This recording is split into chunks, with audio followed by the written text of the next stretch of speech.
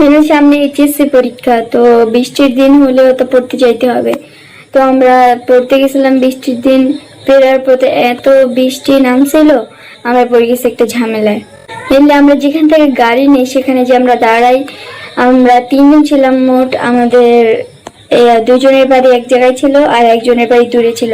তো আমাদের উচিত যে ওরে আগে গাড়িতে উঠিয়ে দেওয়ার। তো আমরা এভাবে গাড়ি পাইতেছিলাম না, হঠাৎ করে বৃষ্টি চলে আসে। তো এখন ওরা 2 জন তো বৃষ্টিতে ভিজবে, কিন্তু আমি তো ভিজবো না।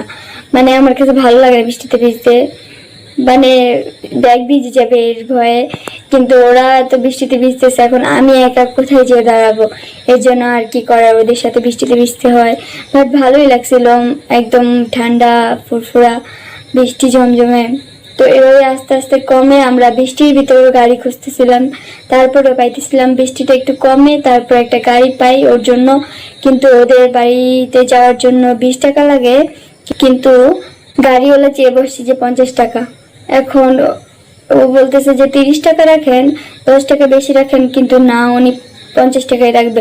তখন লাস্টে 40 টাকা হয়, তারপর 40 টাকা বলে ওরে উঠাই দেই, কারণ আর তো গাড়ি যদি না পাই, কারণ ওদের বাড়িটা একটু দূরে ছিল। উঠিয়ে দেওয়ার পর এখন মেন হলো যে আমাদের গাড়িতে উঠতে হবে। তো আমরাও গাড়ি খুঁজে শুরু করি, বাট গাড়ি পাইতেছিলাম না আবারও। তো তখন একটা গাড়িওয়ালাকে পাই, কিন্তু আমাদের এখান থেকে আসতে হবে 10 টাকা, কিন্তু উনি বলছে যে 20 টাকা লাগবে। তো আবারও বৃষ্টি শুরু হয়ে যায়, এইটা ভেবে যে আমরা উঠতে হবে, কিন্তু আমাদেরও অ্যাটিটিউড আছে, আমরা তো গাড়িতে উঠবো না। কারণ আমরা 2 জন ছিলাম, আমরা 2 জন হেঁটেও চলে আসতে পারতাম, এতটা দূরেও ছিল না। উনি কিভাবে 10 টাকা জায়গায় 20 টাকা চায়? তো আমাদের অ্যাটিটিউড আছে, এর জন্য আমরা গাড়িতে না উঠে হেঁটে হেঁটে চলে আসি। তো দিল্লি আসার পথে আমরা অনেক গল্প করি, বাট তখন আবার বৃষ্টি শুরু হয়ে যায়। আবার রাস্তায় অনেক সুন্দর একটা ফুল গাছ দেখছিলাম, যেটা আমার অনেক ভালো লাগতো।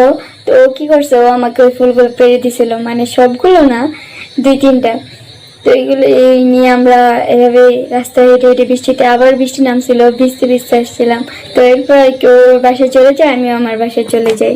বিশেষকালে বুঝি না, মানে কোনো একটা দেখবে যে ভিজে গেছি, অনেক সমস্যা, মানে এটার ফায়দা কিভাবে উঠাবে ওইটাই ওরা খোঁজে। যাই হোক, ওদেরও উঠাতেই পারে, বাট আমাদের তো ইগো আছে। মানে আমি যে তারা আমার ওই বান্ধবী যদি উঠতে চাইতো, আমি জীবনে উঠতে দিতাম না, ওটা হাঁটাই নিয়ে আসতাম।